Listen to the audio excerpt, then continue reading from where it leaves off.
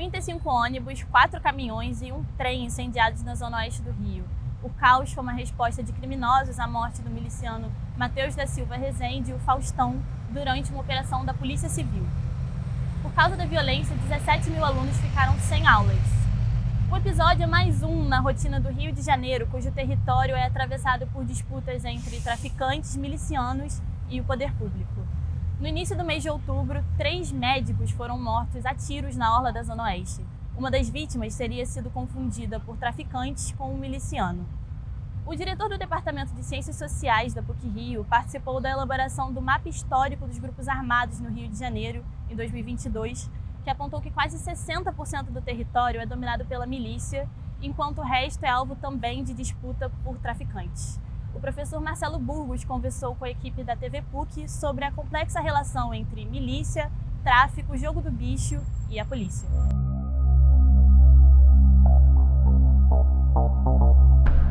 Eu acho que a gente pode entender que houve ali um recado forte, em primeiro lugar, para as próprias autoridades e para a sociedade como um todo. E esse recado pode ser reduzido em uma frase: aqui quem manda somos nós, né? De certa maneira, eles acabaram, os responsáveis por esses atos terroristas acabaram exteriorizando algo que todo mundo já sabe, né? Que os grupos milicianos estão se tornando cada vez mais, né, grupos com grande capacidade de domínio de áreas inteiras da Zona Oeste do Rio de Janeiro. E aí eu não estou falando apenas de favelas, falando de diferentes áreas, inclusive, como a gente viu no caso dos médicos, né, com uma extensão na Barra da Tijuca, né, o que fala bastante também do quanto esse fenômeno das milícias vem se tornando cada vez mais presente, né, em áreas que, vamos dizer assim, supostamente seriam tradicionalmente imunes a esse tipo de domínio territorial. É um recado que talvez possa, quem sabe, servir como um alerta para que a gente encare com a devida importância o fenômeno das milícias, entendendo que elas ameaçam não apenas a democracia, mas a própria soberania do Estado.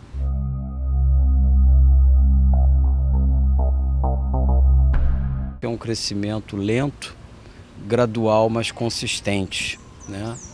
Eu digo lento porque, na verdade, isso de alguma maneira estava já prenunciado, né, ali na meados dos anos 2000, né, salvo a CPI das milícias, né, aquele pequeno interregno em que a gente conseguiu colocar luz no problema e avançar, o tema não vem merecendo da sociedade a importância que ele reclamaria, né? Eleição após eleição, nós, de algum modo, contornamos o problema, né? Inclusive os candidatos que minimamente se identificavam como aqueles que poderiam representar um obstáculo às milícias, eles não contam com o apoio da população, né? Ou pelo menos com um apoio suficiente para elegê-lo em cargos majoritários. Então a gente realmente vem, grão a grão, dando espaço para que esses grupos milicianos cumpram, né, essa profecia macabra, né, de estabelecerem no Rio de Janeiro, e eu diria em outras áreas do país isso também está em curso, né, a criação de áreas de exceção, né, áreas grandes de exceção, né, indo muito além da lógica tradicional do domínio que os tráficos exercem nas favelas.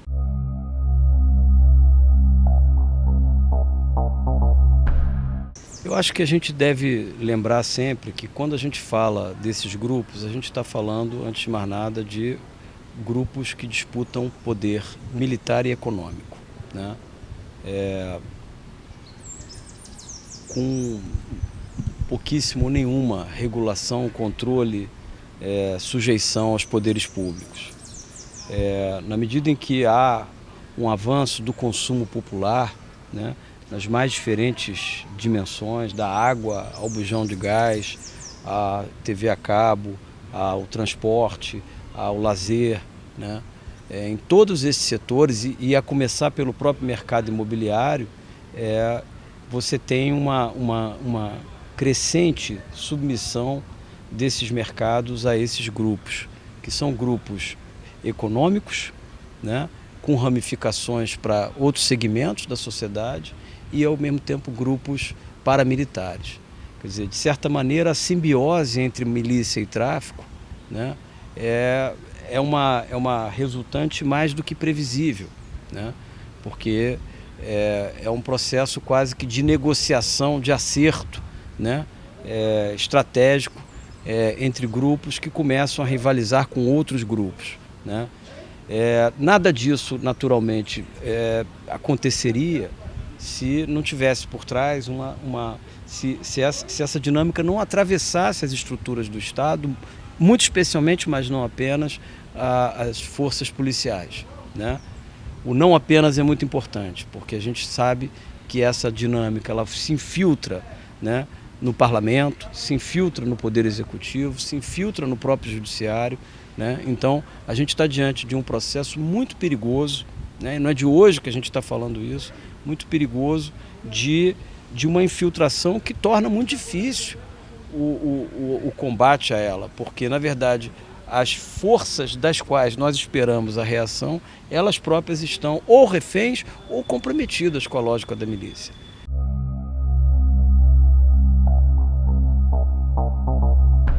Essas operações policiais, que muitas vezes resultam em chacinas, né, elas são completamente inúteis do ponto de vista do resultado que poderíamos esperar, né, e elas funcionam quase que como um biombo, né, para encobrir dinâmicas que contam ou que atravessam as estruturas de poder do Estado do Rio de Janeiro. Então, as chacinas, nesse sentido, elas funcionam como uma espécie de reiteração, né, da criminalização da pobreza, reiteração de uma espécie de combate, de uma encenação de que as autoridades estariam combatendo o crime e, na verdade, com isso, esconde-se melhor, né, as dinâmicas que envolvem grupos econômicos que se tornam também grupos políticos, né? Então,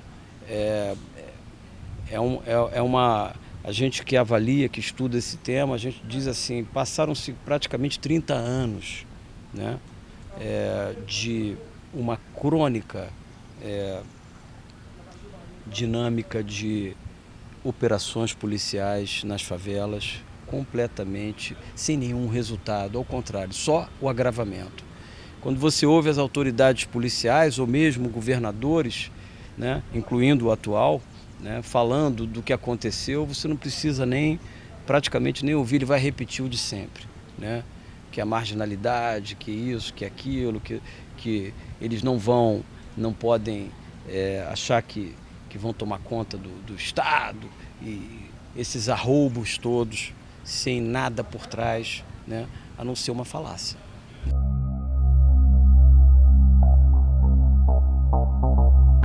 O que a gente tem hoje é uma opacidade muito grande, ou seja, uma invisibilidade muito grande do que se passa no bastidor da política do Rio de Janeiro, né? A gente tem indícios, né?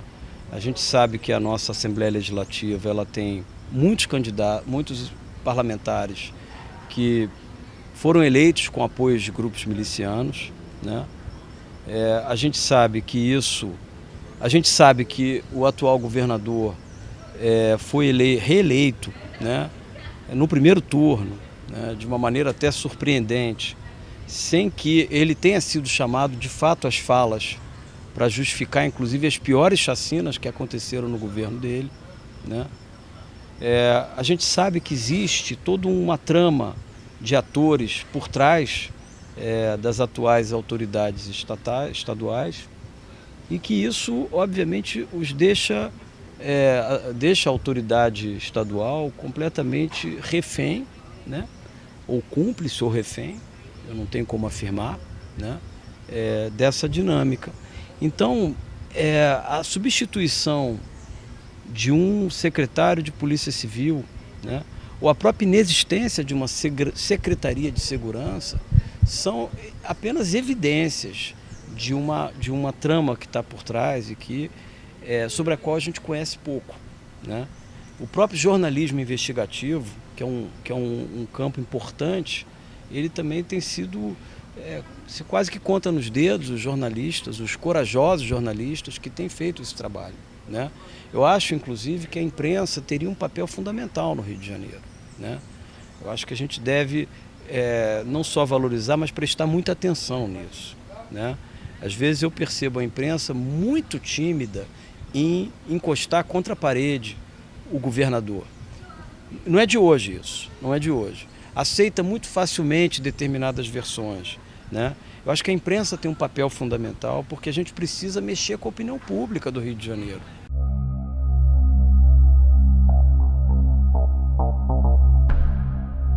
Na verdade, o Brasil se redemocratiza em 88, uma Constituição extraordinária sob vários aspectos, mas nós ainda temos um déficit muito importante em relação à democratização das instituições de segurança, né? Acho que o debate sobre a desmilitarização ele perdeu força, né? E eu hoje compreendo que talvez esse não seja o melhor do ponto de vista, a melhor maneira de enfrentar essa questão. Acho que não é tanto ou necessariamente falar em desmilitarização, mas em fortalecer os mecanismos de controle do trabalho das instituições policiais, né? As ouvidorias, as corregedorias, né? As câmeras são importantes, né? Tem que ser levado a sério, né? O estabelecimento de limites básicos a ações policiais em horários em que sabidamente você vai expor a população, seja de qualquer lugar, né? Ou seja, tem uma agenda que é uma agenda de controle do trabalho policial que a gente tem que avançar. Isso é o mínimo que a gente espera que seja feito, né? Quer dizer, de alguma maneira, eu acho que esse déficit está cobrando um preço muito grande, porque historicamente a gente deu muita carta branca para a polícia fazer o que bem entendesse com os pobres, né? Quer dizer, isso é histórico, isso é estrutural, né? E a gente não conseguiu avançar. Agora, é muito difícil você mudar as coisas sem que isso participe do processo político, no momento das eleições, né? E eu insisto, a milícia ela está infiltrada em todos os poderes. E nos poderes municipais da região metropolitana ele é especialmente importante.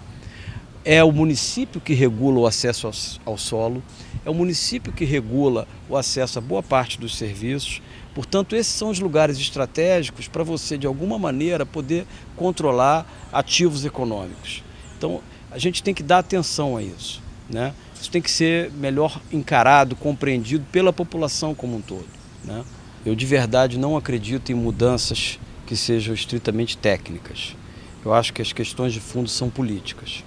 O momento eleitoral é um momento importante para isso. Quando eu falo de segurança, as pessoas pensam imediatamente em polícia.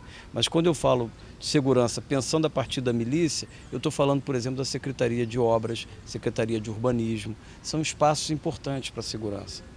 Porque restabelecer o domínio sobre os territórios, restabelecer o domínio, vamos dizer assim, do Estado, né? O monopólio da violência legítima tem que ser do Estado, do poder público, né? Isso é fundamental porque sem isso a sociedade não respira.